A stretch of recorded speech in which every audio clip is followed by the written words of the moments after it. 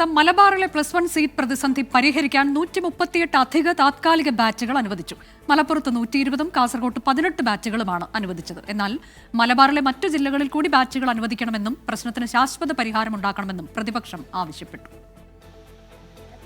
നിയമസഭയിൽ ചട്ടം 300 അനുസരിച്ച് വിദ്യാഭ്യാസ മന്ത്രി വി ശിവൻകുട്ടി നടത്തിയ പ്രത്യേക പ്രസ്താവനയിലാണ് അധിക താൽക്കാലിക ബാച്ചുകൾ അനുവദിക്കുന്നത് വ്യക്തമാക്കിയത്.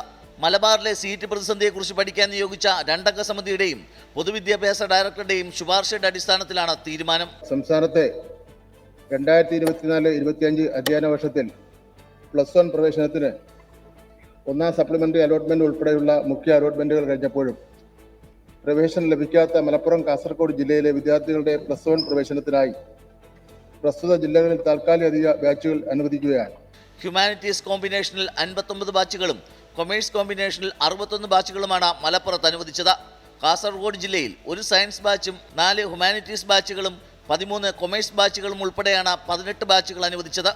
ബാച്ചുകൾ അനുവദിച്ചതിനെ സ്വാഗതം ചെയ്യുന്നുവെന്നും മലബാറിലെ സീറ്റ് ക്ഷാമം പരിഹരിക്കാൻ ഇത് പര്യാപ്തമല്ലെന്നും പ്രതിപക്ഷം. കോഴിക്കോട്, അതുപോലെ പാലക്കാട്, വയനാട് ജില്ലകളിൽ കൂടി ആവശ്യമായ ബാച്ചുകൾ അനുവദിക്കണം എന്നാണ് ഞങ്ങളുടെ ഡിമാൻഡ്. അവിടെയും ധാരാളം കുട്ടികൾക്ക് സീറ്റ് കിട്ടാതെ അവർക്ക് പുറത്തു നിൽക്കുന്നുണ്ട്. ഒരു കുട്ടി പോലും പഠിക്കാൻ അവസരം ഒരു കുട്ടിക്ക് പോലും നിഷേധിക്കപ്പെടരുത് എന്നാണ് ഞങ്ങളുടെ ആവശ്യം. 138 താൽക്കാലിക ബാച്ചുകൾ അനുവദിക്കുന്നതിന് ഒരു വർഷം 14,90,40,000 രൂപയുടെ അധിക സാമ്പത്തിക ബാധ്യതയുണ്ടാകും. ഇതോടെ +1 പ്രവേശനം സംബന്ധിച്ച പ്രശ്നങ്ങൾ പൂർണ്ണമായും പരിഹരിക്കപ്പെടുമെന്നാണ് പ്രതീക്ഷയെന്ന് മന്ത്രി വി ശിവൻകുട്ടി പറഞ്ഞു.